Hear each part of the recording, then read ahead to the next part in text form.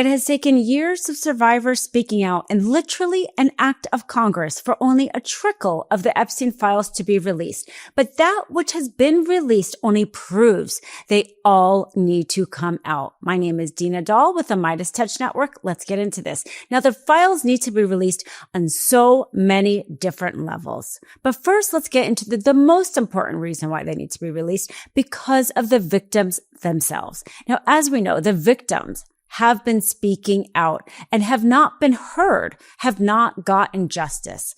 Maria Farmer was one of the first, perhaps the very first victim who actually reported Jeffrey Epstein, 1996.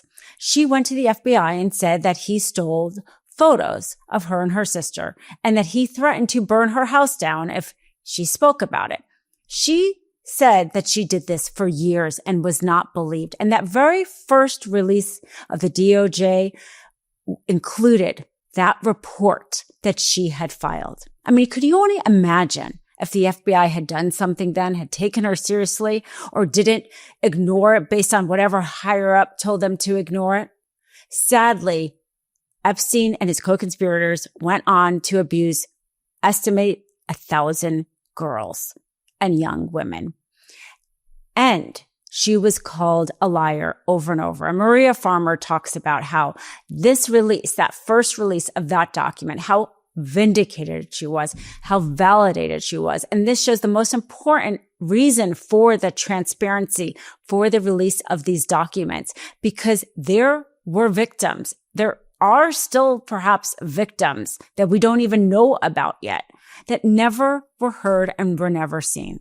And we know this because they're of another survivor who also spoke out and talked about the fact that she was still waiting for the information about her. How many victims are waiting for the information about their own trauma in order to process that trauma? Information that the FBI and the DOJ have, but have not released. They are looking for their own vindication. Too many are waiting. Listen to Danielle Bansky, one of the Epstein survivors, talk about what it means for this trickle release, for a batch to come out and then another batch to come out and not have that all come out. Take a listen. We want answers, I think when, like, broad strokes, none of us are politicians. I am not a politician. I am a woman who is looking for information on something that happened to me as a girl. And I am trying— Something criminal that happened to you. Yes. As a young girl. And has caused years of trauma. And for many of us, we just are trying to get to the truth. And it's all we've been saying from the very beginning, which is why it's so disheartening when we are constantly being talked about in this political way that makes us feel like we are pawns. There are so many issues here that we just need to be seen as human and it's not about a Democratic hoax. It's not about the Republicans and what they want. It's about young girls getting justice. That's it. The bare minimum these survivors deserve is information about the trauma that was allowed to happen because too many people in power allowed it to happen. They deserve information and they deserve justice. Another survivor speaks about the fact that she had once tried to, not put any blame in Trump's corner, that she was trying to get accountability from both sides of the aisle, but that she is now redacting any support she ever gave to Trump because of how they are unwilling to comply with the new congressional law. Because let's be clear about here, they have not complied with the law. They had 30 days and they have not released all the files. They have redacted information despite the fact that there seems to be no apparent legal reason for their redaction. Take a listen to Haley Robinson talk about what she thinks now should happen as a result of this violation of law. About Trump, right? Just to be clear, in terms of pointing the fingers yes. or having, yes, exactly. And yes. you said that before, that you have never heard anything to implicate him. Exactly. It wasn't until I started meeting some of the other women from different countries and different states where I really started to hear their stories. And of course, as a survivor sister and going through what I went through, I do believe these girls. But at the end of the day, I am no longer supporting this administration. I redact any support I've ever given to him, Pam Bondi, Kash Patel. I am so disgusted with this administration. I think that Pam Bondi and Kash Patel both need to resign. And I would love to see number 47 get impeached over this. And I'm just waiting. Should Pam Bondi be held in contempt, you think, for the release of She these needs files? to be held more than in contempt. Absolutely. Impeach Trump, Bondi, Kash Patel. The survivor wants that. Those of us who care about the rule of law should want that. Because at the end of the day, the criminal justice system is, yes, about punishing somebody and making sure that person faces consequences for breaking the law. That yes, victims get justice. But also a very important part of the criminal justice system is to deter others from committing that same crime. Here you have these documents, these photos, clear victim stories about such a rampant sex trafficking, pedophilia ring. And yet we all see nobody's getting consequences for this.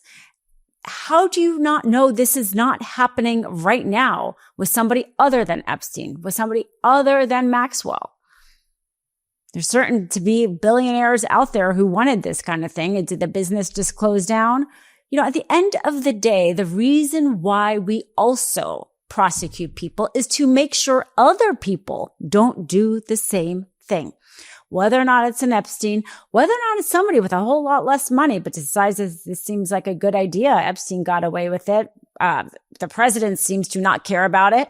The DOJ doesn't. FBI.